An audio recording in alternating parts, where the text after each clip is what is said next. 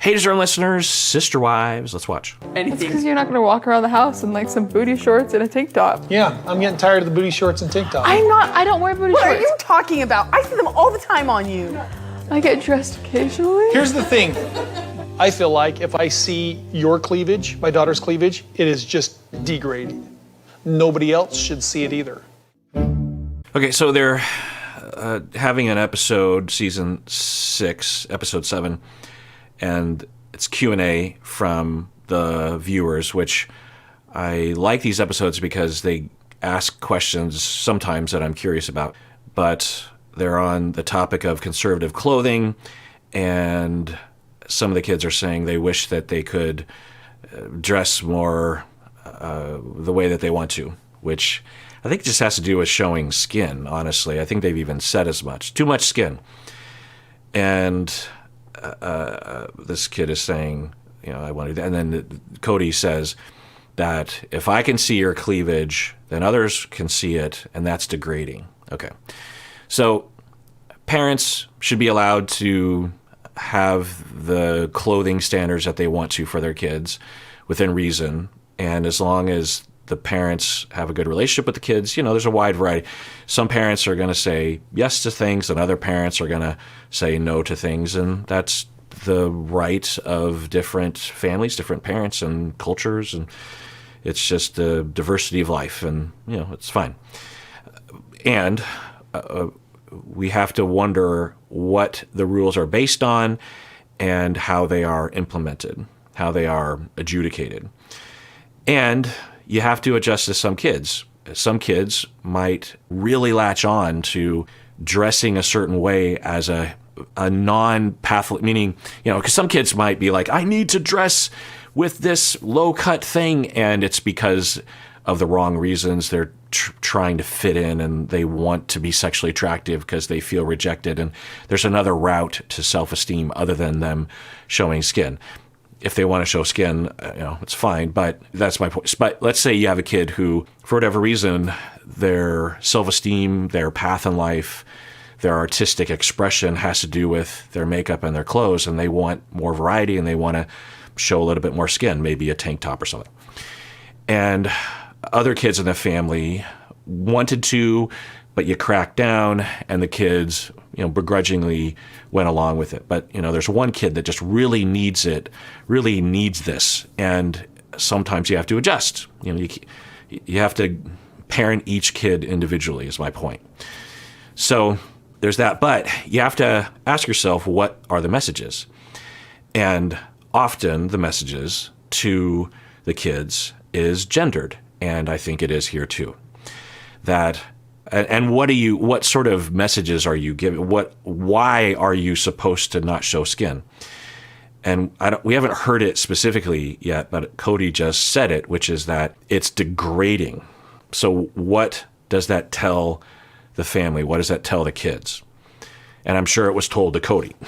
Cody didn't invent this. And certainly this is in the broader society. It's not just in this religious group. Potentially, as a girl, you can interpret that as your body is disgusting.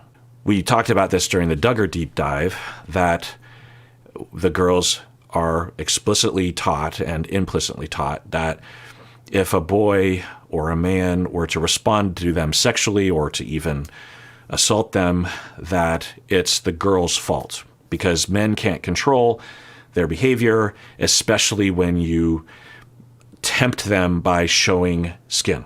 This blames women for being assaulted. It makes women feel even worse about their bodies and their developing bodies.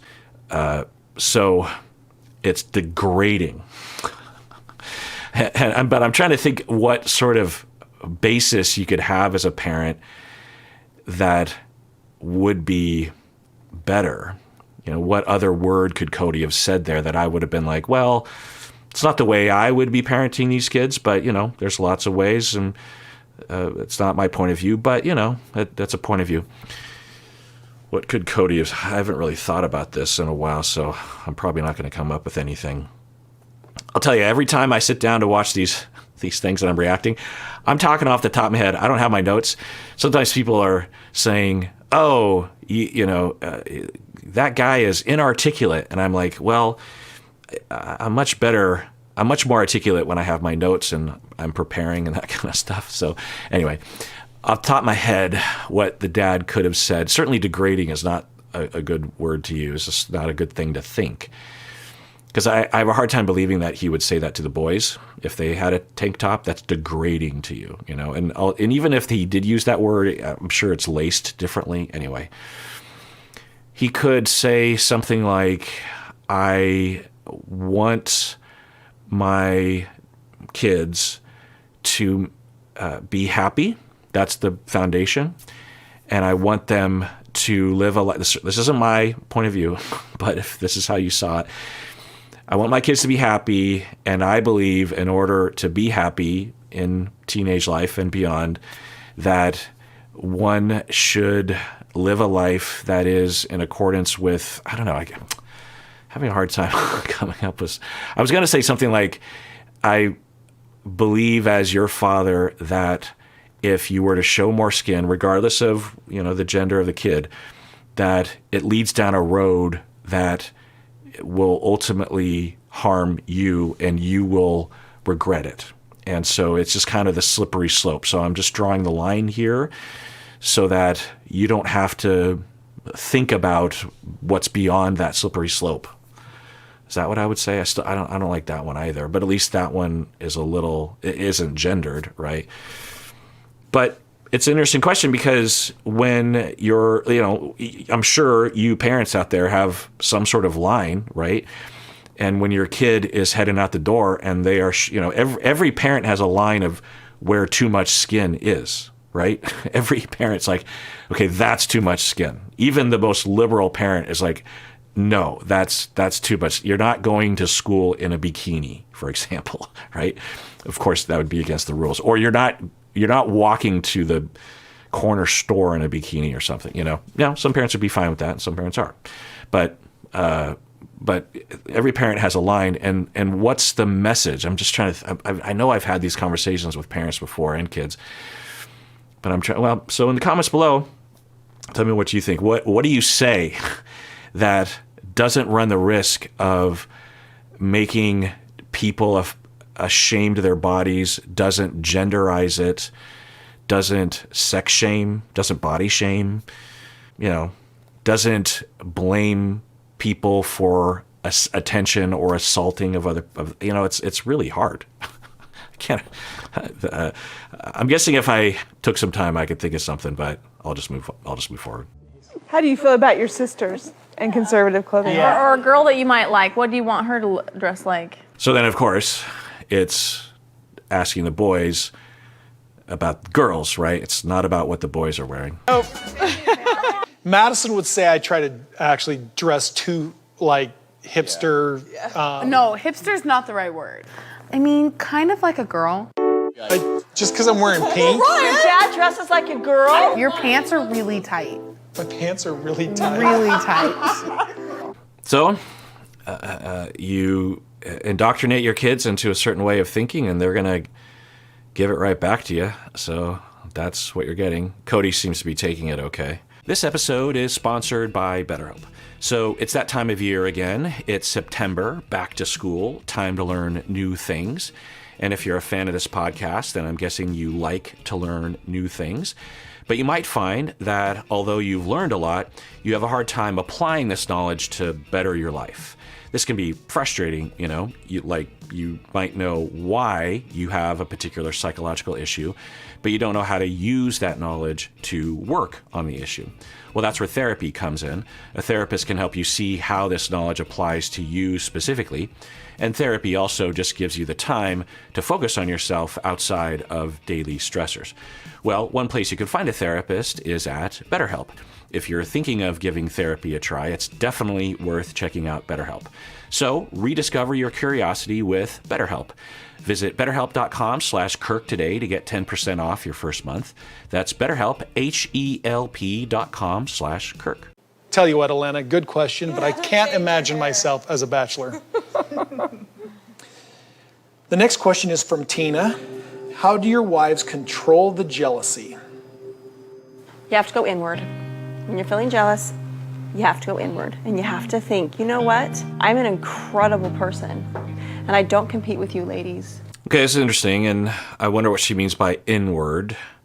She seems to be indicating that means you have to reflect and take a beat and think and differentiate. The other interpretation, which is what I thought at first she's saying, is you have to stuff it. You have to bury the emotion under a bunch of denial, sweep it under the rug. Because I like who I am. It is hard.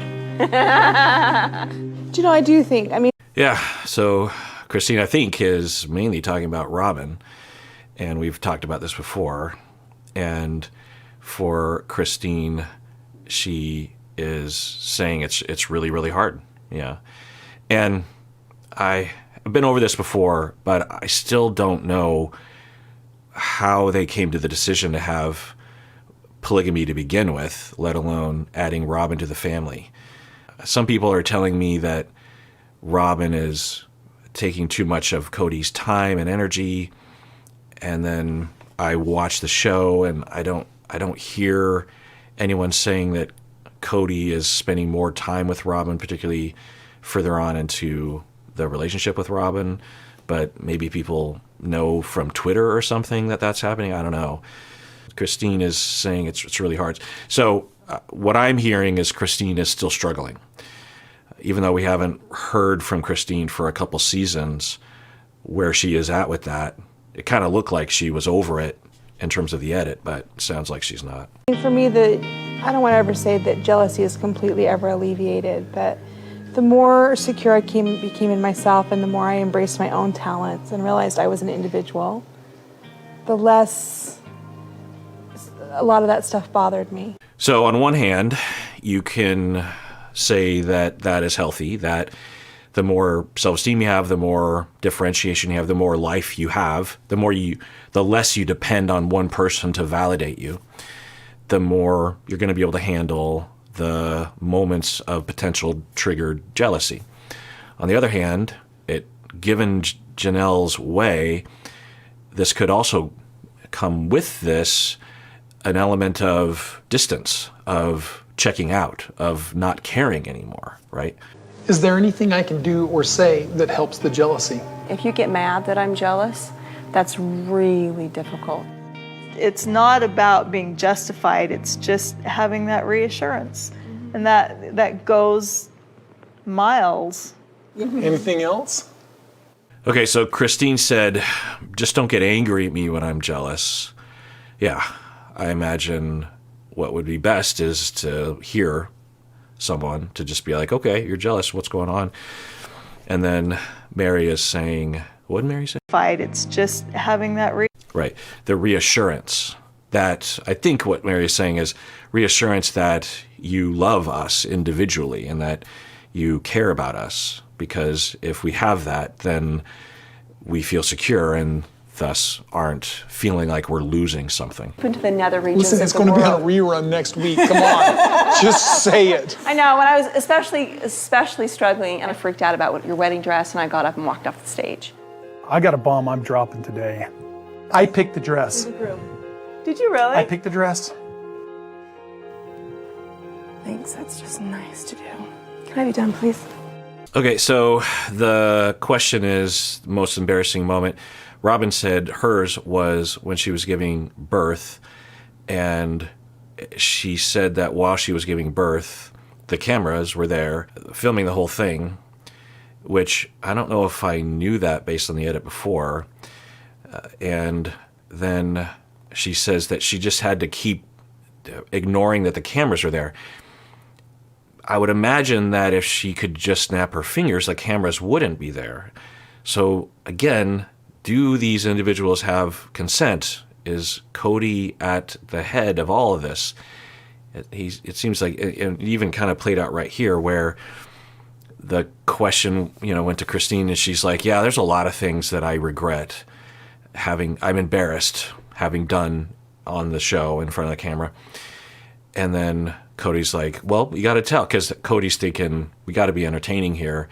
Christine's not thinking about that as much. And Christine's like, I don't have to tell. Do I have to tell? And then Robin sticks up for Christine, says she doesn't have to tell if she doesn't want to. And then Christine says, and it's this moment, I remember this from a number of seasons ago. If I remember right, the sister wives were trying to work with Robin on a dress for the wedding. And it seemed like Robin didn't like or didn't really want to, because she was in the very beginning, and I think Robin felt very much like a younger sister to the other sister wives. And when they would all go shopping together, I think Robin felt like she didn't have a voice. I think maybe she did, but she just felt like she didn't. And when it came to her wedding dress, she wanted to kind of just have them not there. I think maybe less of an involvement. And so my speculation was that she told him about that or set it up so that Cody would choose, but it was what Robin wanted, and I don't know. Or Cody just stepped in and decided for himself. Because the way that they edited it, it kind of made it, anyway, I don't know. They never tell us. If I were there, I would say, so what happened? They don't really show us that. Of course, the editors are trying to give us something to get upset about because that's how ratings go up. So I just can never really tell. I'm always looking through the edit. But at any rate, Christine's saying this is one of the moments she regrets. If I were there, I would ask her, do you regret the embarrassment or do you regret doing it? Because those are two different things, right? Because Christine could say, I don't regret being upset because I believe I should have been upset. I just wish I could have held it together in front of the camera. Or she could say, actually, I regret the whole thing. I regret my interpretation. I was way too attached to choosing Robin's dress at the time. I don't know why I was so attached to that. So I don't know. Maybe they'll get into it. I just want to cut off my left arm and then put salt on it. Okay. So Janelle, how about you? I just want to cut off my left arm and put salt in it. What? Did I miss something? Is that just an expression that she's making up to indicate that she feels cringy? Probably one of the hardest things I've done is honestly getting on the scale and telling the whole world how much I weighed. I can't say that. 271. If you continue on with this lifestyle, not only are you going to live unhealthy, you're going to be unhappy. I mean, I know all those things in my head. I had never even told you how much I weighed. I didn't tell anybody how much I weighed. So there's a lot that I could be talking about in terms of body shaming and the typical messages that we tell each other and ourselves about one's worth and about happiness. And I haven't really been saying anything about it because I just don't want to participate in talking about Janelle and her journey or whatever she wants to do. But I'll just say as a blanket statement, there are a number of problematic statements. Janelle is on her journey and she can do what she wants to do, and maybe this journey for her is exactly what she wants. Maybe this is Janelle's best path. Everyone is on their own path and can decide for themselves. No one can say, you're doing it wrong, you know what I mean? So maybe this is what Janelle wants.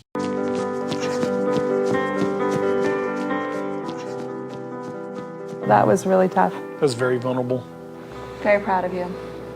All right, well, that does it for that episode. Everyone out there, please take care of yourself, truly. And sometimes when I talk about taking care of yourself, people will email in or comment below indicating that they believe that they don't deserve to take care of themselves. I posted something recently. Someone sent in some fan art of a placard, I don't know, with take care of yourself because you deserve it. And I was like, hey, send in your fan art for the 16th anniversary. And there were some people saying, yeah, I don't really feel like I deserve to take care of myself. And yeah, I get that. And me telling you that you do deserve to take care of yourself, which I tried to do in the comments, isn't going to erase those internal voices that were internalized when you were young that you don't deserve to take care of yourself. So I hear you, I acknowledge it, and it saddens me, and it makes me very angry at the people that treated you that way and made you think that you don't deserve to take care of yourself. And also, when I say take care of yourself, I'm not saying by yourself. Taking care of yourself has to do with getting support from others, advocating for ourselves, and taking care of others. Sometimes we take care of ourselves by taking care of other people. So it's a social thing. It's a together thing. We're all in this together. And so please, truly, take care of yourself and know that you do deserve to take care of yourself. You really, really do.